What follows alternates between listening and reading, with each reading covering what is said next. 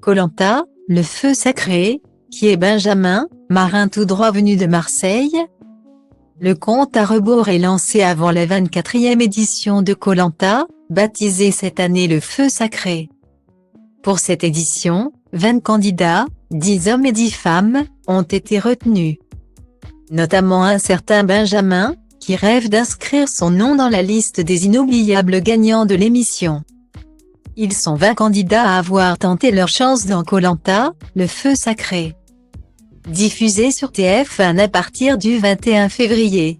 Une édition qui réserve de nombreuses surprises aux téléspectateurs fidèles du programme, qui n'attendent qu'une seule chose, savoir qui succédera à François et Bastien, les derniers vainqueurs ex-aequo de la saison précédente. Si Bastien a récemment avoué ne pas avoir encore réellement dépensé son argent, François, qui est devenu papa pour la première fois en novembre dernier, avait offert une partie de ses gains à une association qui lui tenait à cœur.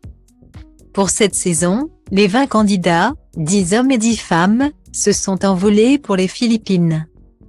Sur la péninsule de Caramoan, où ils ont retrouvé Denis Brognard, une nouvelle fois aux commandes de l'émission. Dans les colonnes du Parisien, le producteur Julien Magne s'était penché sur les règles de cette édition, notamment sur le premier jeu individuel, à l'issue duquel un aventurier ou une aventurière peut le remporter. Il a un pouvoir de protection, puis de poursuivre, quand vous êtes détenteur du feu sacré et que votre tribu va au conseil. Vous avez un choix, soit vous protégez vous-même, soit protéger un de vos coéquipiers. Si c'est la tribu adverse qui doit éliminer un membre, vous avez un avantage aussi important, vous vous rendez sur le camp adverse quelques heures avant le conseil. Vous tentez d'interférer dans les stratégies de vos adversaires pour, juste avant le dépouillement des votes, protéger l'aventurier de votre choix. Ces règles, Tania, Nicolas, Benjamin et les autres n'ont eu d'autre choix que de s'y soumettre. Cette année, comme tous les ans, tous les milieux culturels, socio-professionnels sont représentés. Comme l'a précisé Denis Brognard.